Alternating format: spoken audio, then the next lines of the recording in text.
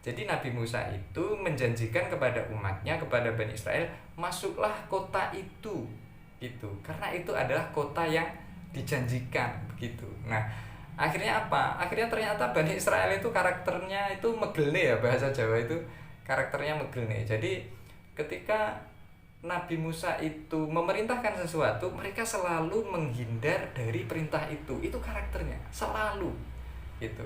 Tetapi ketika mereka ada maunya, itu selalu ingin segera dituruti. Contohnya apa? Contohnya banyak.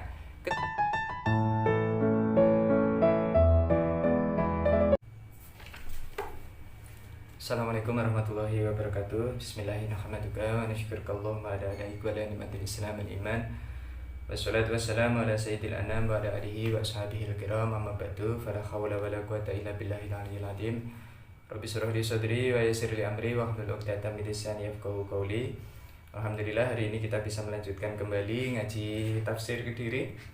Kita masih di surah Al-Baqarah ayat yang ke-56, 56 nanti sampai 58, kalau enggak 57 ya 58. Bismillahirrahmanirrahim.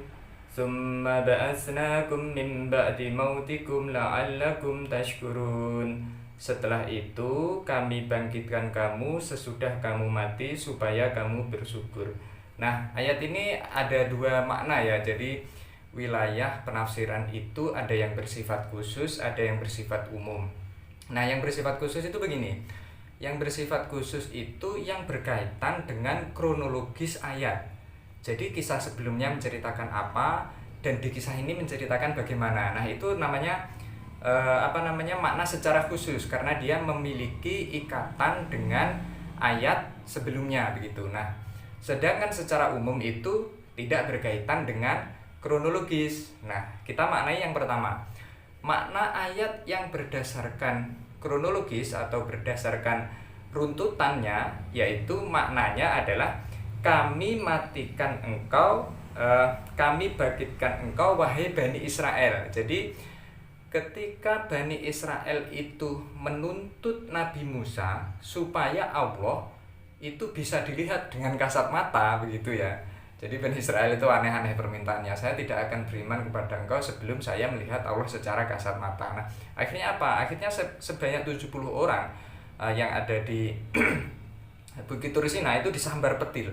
Fa akhadatuhumus sha'iqatu. Jadi disambar petir dan kemudian mereka mati.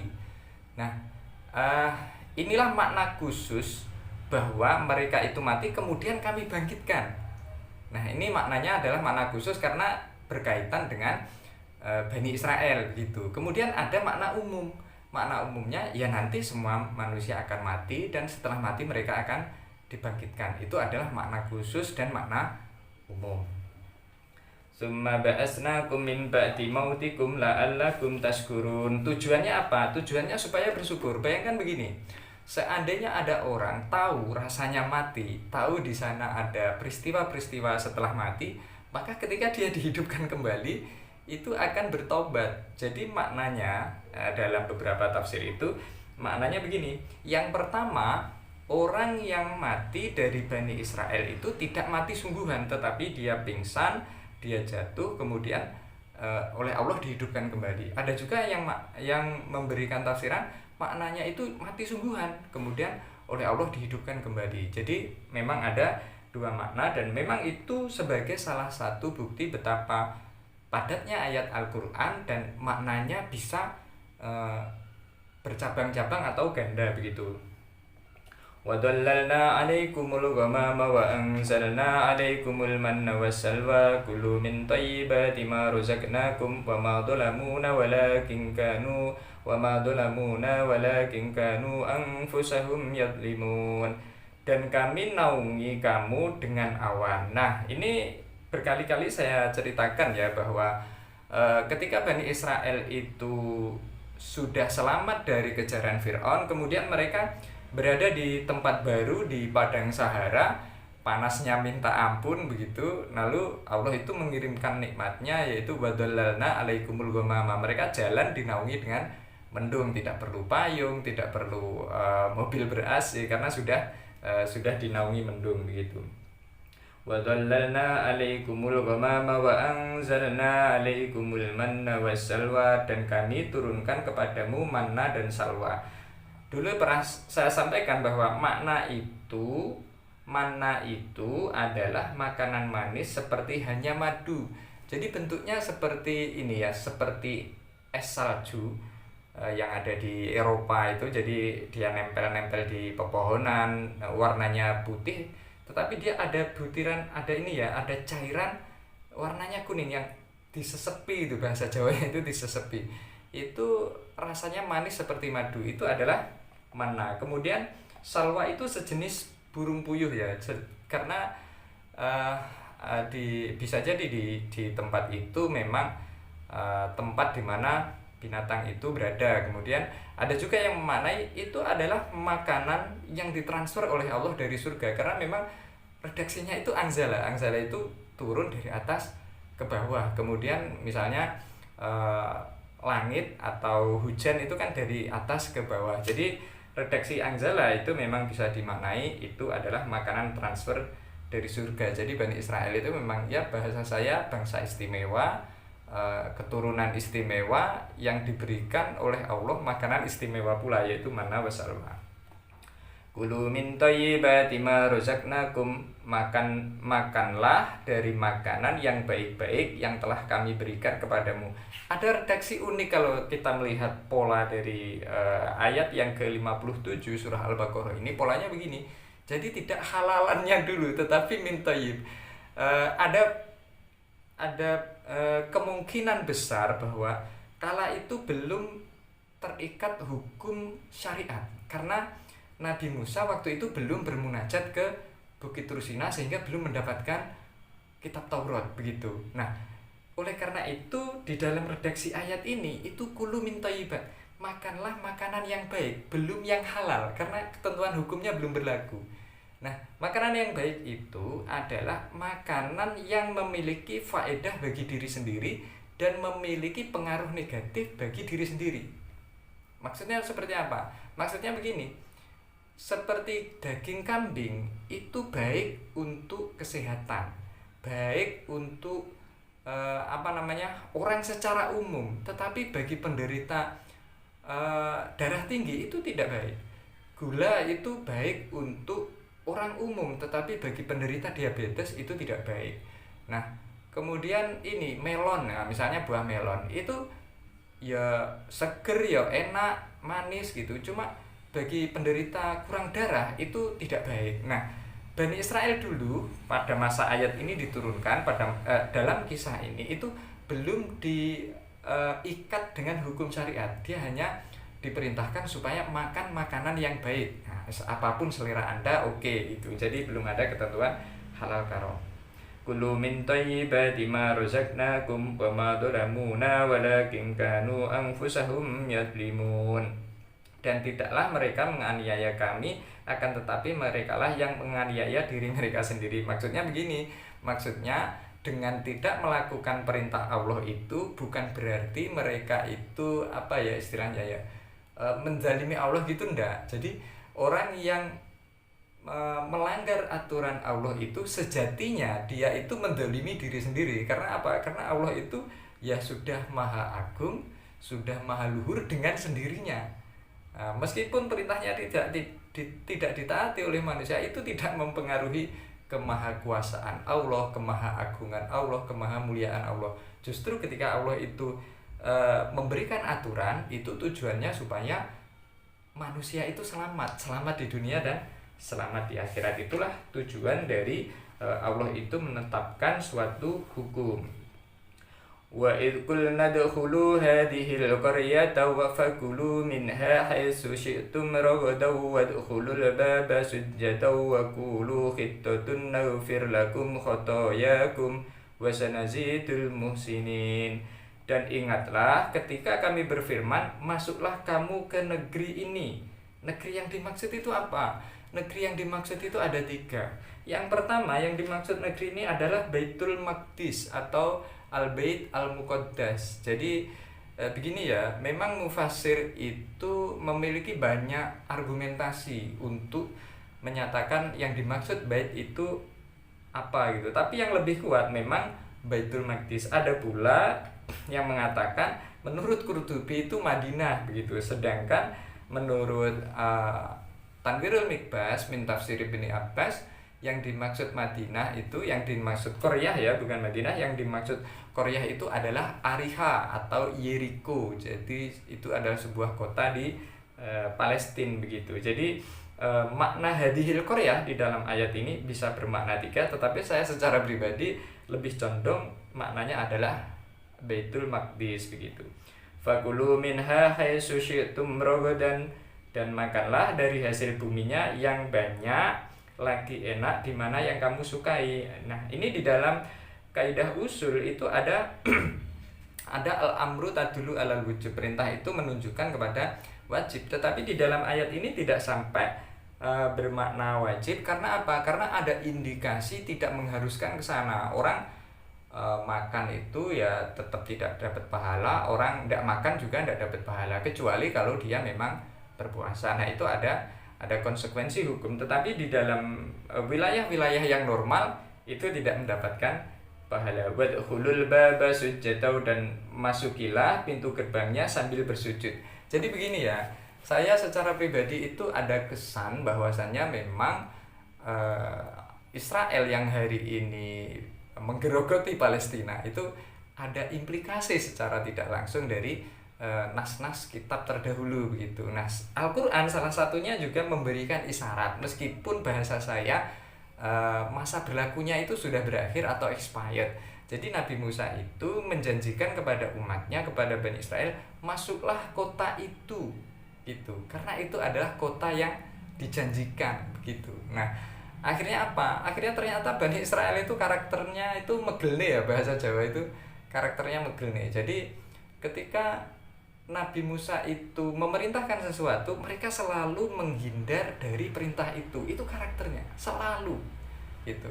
Tetapi ketika mereka ada maunya, itu selalu ingin segera dituruti. Contohnya apa? Contohnya banyak.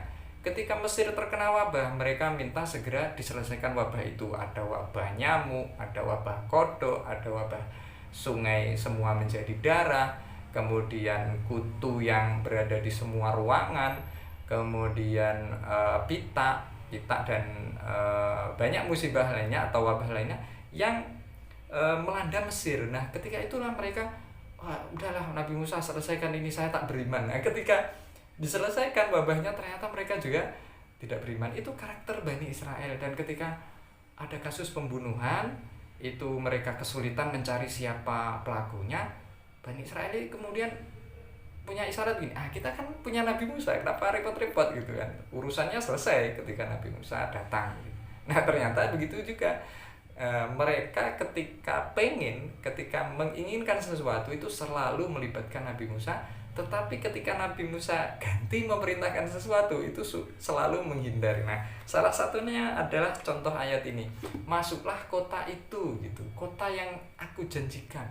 Ternyata mereka begini, saya tidak akan masuk kota itu selamanya karena penduduknya itu besar-besar dan tubuh kami kecil. Jadi secara fisik Bani Israel itu kalah dengan penduduk Baitul Maqdis itu tadi. Makanya mereka tidak akan masuk selamanya. Nah, akhirnya apa? Akhirnya mereka juga tidak masuk gitu ya, sesuai apa yang diperintahkan Nabi Musa. Jadi kota yang dijanjikan itu sebenarnya sudah expired karena mereka sendiri tidak mau melaksanakan itu. Bahkan di ayat lain itu dijelaskan, saya tidak akan masuk sebelum penduduknya beranjak pergi. Ya, itu kan lucu ya. Jadi perintah Nabi Musa itu supaya mereka berjuang keras, supaya harga dirinya juga dapat. Mereka malah menjadi orang yang mentalnya cemen, tidak berani perang sebelum penduduk itu pergi dengan sendirinya. Nah, itu kan mental yang sangat cemen begitu. Bakulu khittatun naghfir lakum khotoyakum, dan katakanlah bebaskanlah kami dari dosa, niscaya kami ampuni kesalahan-kesalahanmu. Nah, kata khittah itu memiliki makna la ilaha illallah gitu. Jadi khittah itu maknanya demikian. Pernyataan khittah itu adalah pernyataan tauhid yang bisa menjadi perantara seseorang mendapatkan ampunan dari Allah. Jadi khittatun itu maknanya adalah la ilaha illallah. Wa sanazidul muhsinin, dan kelak kami akan menambah pemberian kami kepada orang-orang yang berbuat baik. Jadi ayat ini bisa bermakna khusus Bani Israel, bisa juga bermakna umum bagi orang-orang selain Bani Israel. Nah, begitu. Jadi makna khususnya begini. Bani Israel yang mau berbuat baik, melakukan apapun yang diperintahkan oleh Nabi Musa, itu akan ditambah kebaikannya. Begitu. Nah, sedangkan maknanya secara umum itu ibarat sebuah perusahaan yang punya banyak karyawan. Barang siapa memiliki kinerja yang baik, maka seorang majikan itu akan memberikan gaji tambahan bagi orang yang jam terbangnya memang bagus, kualitas kerjanya bagusnya seperti itu. Begitu juga Allah itu akan memberikan nilai lebih kepada orang-orang yang memang berbuat baik, begitu. فَبَدَّلَ الَّذِينَ ظَلَمُوا قَوْلًا غَيْرَ الَّذِي قِيلَ لَهُمْ فَأَنزَلْنَا عَلَى الَّذِينَ ظَلَمُوا رِجْزًا مِنَ السَّمَاءِ بِمَا كَانُوا يَفْسُقُونَ. Lalu orang-orang zalim mengganti perintah dengan mengerjakan yang tidak diperintahkan kepada mereka. Nah, ini orang yang kurang gaya ya, bahasa Jawanya itu orang yang kurang gaya. Karena apa? Karena orang zalim itu maknanya adalah orang yang menempatkan sesuatu bukan pada tempatnya. Itu namanya zalim. Punya sandal itu harusnya kan dipakai di kaki. Nah, ini dipakai di kepala. Itu namanya zalim itu. Nah, Bani Israel itu dikatakan zalim karena begini. Karena nyawanya sudah diselamatkan oleh Allah. Kelaparan dan kehausan di padang Sahara itu dipenuhi janjinya oleh Nabi Musa. Mereka diberikan manna wa salwa, jalan dinaungi mendung. Ketika bingung air, fang fajarat min husnata asrota aina gitu. Mereka dikasih sumber air sesuai dengan jumlah suku Bani Israel itu. Apapun yang diinginkan Bani Israel itu dituruti oleh Nabi Musa. Tetapi ketika Nabi Musa itu menginginkan sesuatu perintah dari Allah, nah mereka itu baru menghindari. Itulah orang zalim. Nah, di dalam ayat ini maknanya begini. Orang zalim maknanya adalah mereka yang mengganti ucapan menjadi sebuah ejekan. Jadi khittatun itu maknanya adalah la ilaha illallah. Mereka merubah menjadi khintoh. Khintoh itu maknanya adalah gandum. Jadi disuruh baca la ilaha illallah, malah membaca selain la ilaha illallah gitu. Jadi redaksi yang diisyaratkan itu adalah khitoh, mereka ditambahin nun menjadi khintoh atau biji gandum. Itu bayangkan loh, apa beratnya mengucapkan la ilaha illallah dibandingkan dengan menyelamatkan nyawa dari kejaran Fir'aun. Bayangkan Nabi Musa itu sudah berjasa besar, nyawanya diselamatkan, nyawanya Bani Israel maksudnya itu sudah diselamatkan, kemudian keinginan mereka dituruti, hanya disuruh mengucapkan la ilaha illallah itu saja mereka tidak mau. فَأَنزَلْنَا عَلَى الَّذِينَ ظَلَمُوا رِجْزًا مِنَ السَّمَاءِ بِمَا كَانُوا يَفْسُقُونَ. Oleh sebab itu kami timpakan atas orang-orang zalim itu dari langit karena mereka berbuat fasik. Allah menimpakan azab kepada orang-orang yang mengganti kalimat tersebut dengan wabah. Jadi itulah yang saya maksud bahwasannya Bani Israel itu tertimpa wabah yang aneh-aneh karena memang ulah dari perbuatannya sendiri. Wa idistasqa Musa liqaumihi faqulna idrib bi'asaqal hajar fanfajarat minhu isnata asyrata aina qad alima kullu unasim mashrabahum kulu washrabu mir rizqillahi wa la ta'saw fil ardi mufsidin.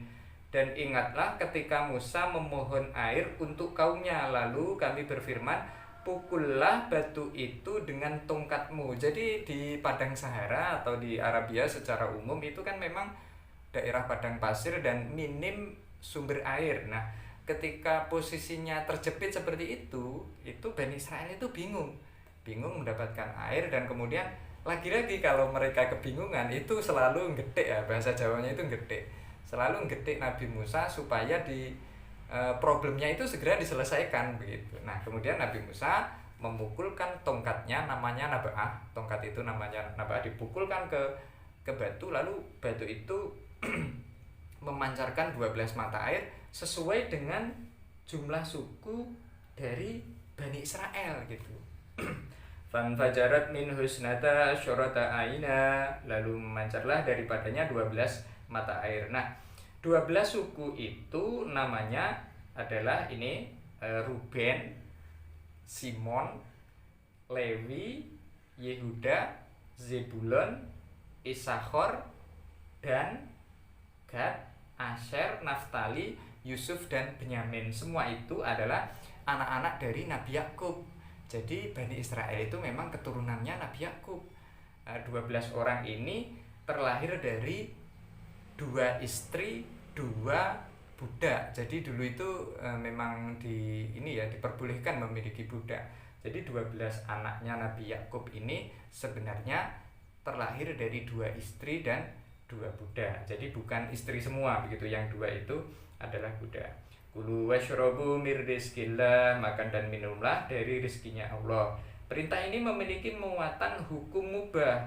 Jadi boleh makan, boleh tidak. Karena apa? Karena ya lagi-lagi hukum asalnya makan itu adalah mubah. Orang hari ini sarapan atau tidak itu terserah, kecuali kalau dia memang berpuasa. Nah, itu baru tidak makannya dia itu mendapatkan pahala. Tetapi kalau dalam keadaan normal itu tidak mendapatkan apa-apa.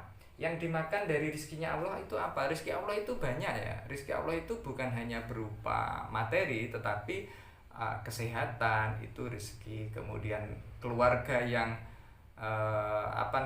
adem ayem, anteng, bahagia, itu adalah bagian dari rizki. Kita seringkali kan seolah-olah iri kepada orang lain yang memiliki banyak materi begitu, padahal kita sendiri itu sebenarnya juga memiliki banyak nikmat yang diberikan oleh Allah. Nah, itu yang disuruh menikmati gitu. Jadi makna mirizkillah itu bisa lebih luas, bukan hanya sebatas materi. Wala ta'saw fil ardi mufsidin, dan janganlah kamu berkeliaran di muka bumi dengan berbuat kerusakan. Apa saja berbuat kerusakannya banyak. Jadi Bani Israel itu berbuat kerusakan satu, dia membuat ijel atau patung lembu yang terbuat dari emas. Itu merusak apa? Merusak akidah begitu. Kemudian yang kedua, itu adalah merusak hubungan silaturahim yang menyebabkan kekacauan sosial. Bayangkan Nabi Musa itu sudah berjuang keras kepada Bani Israel, tetapi mereka lagi-lagi tidak mau ketika diperintahkan oleh Nabi Musa. Ini menjadi kekacauan.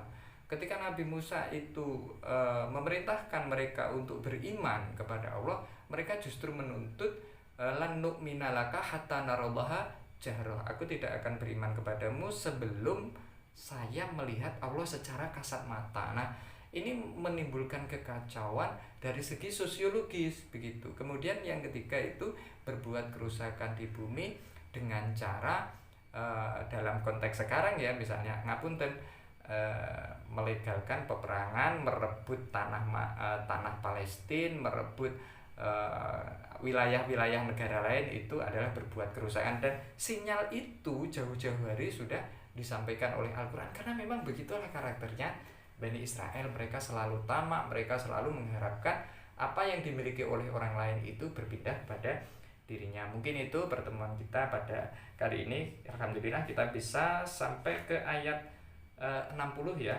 Untuk ayat 61 kita lanjutkan dalam video setelahnya. Mungkin itu yang bisa saya sampaikan, kurang lebihnya minta maaf. Assalamualaikum warahmatullahi wabarakatuh.